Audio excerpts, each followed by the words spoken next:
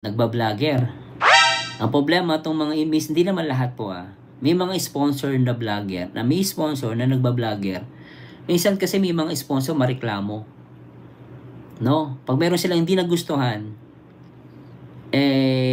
dapat masunod sila. May ganun kasi. So, nagiging conflict May mga sponsor dahil minsan may pera, mayabang yung iba.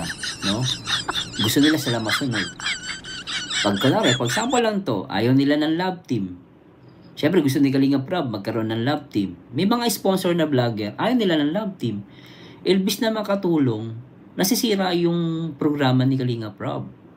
Na dapat si Kalinga Prab sana, kung ano yung gusto niyang gawin, magagawa niya. Kaya lang nangyayari ngayon, dahil tong si sponsor, meron na siyang channel, meron na siyang grupo na naitayo, may mga ano na siya, followers na siya, dati mga taga-Kalingap, ayaw na maniwala sa Kalingap. Sa kanya na yung loyalty.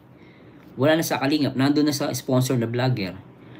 No, pag sinabi niya ayaw ko sa love team, ang mangyayari naman si Kalingap gusto ng love team, wala siya magawa. Binabas siya. So may mga talagang complication talaga yan. Kaya ayaw siguro nasabi ni Kalingap Prab, ito opinion ko lang po, no. Kaya nasabi ni Kalingap Prab, ayaw yan ng sponsor na vlogger. Minsan totoo lang po, may mga sponsor mareklamo maarte. Di ko lang po nila lahat. Pero let's say, may mga sponsor dyan, nangongontrol, nangahawak ng leeg. May ganun po talaga. Ngayon, wala akong binabanggit na pangalan, pero nangyari po to hindi lang sa Kalingap, even sa outside ng Kalingap. Nangyari na po yan. Kasi may mga nakasagupan na ako dati noon pa. Mga reactor, nagko-collect din sila ng mga sponsor. Then later on, yung ilbis na binibigyan, yung vlogger, ang binibigyan na yung reactor.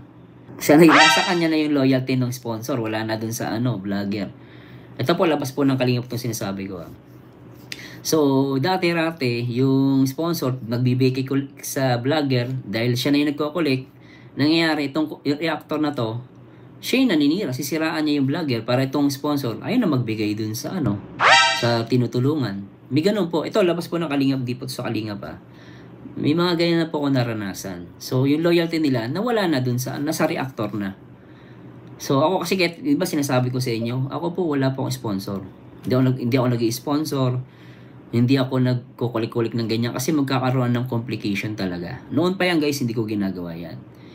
At, yan po yung magiging problema dyan. Kaya siguro, nasabi ni Kalinga Prab, meron siya napapansin or meron siyang nalaman, maaari sa tali-talikuran, sinisiraan siya. Pero nasa mga fandom, no, nasa loob ng fandom ng Jongkar, nasa loob ng Mikris, pero basher ng Kalingap.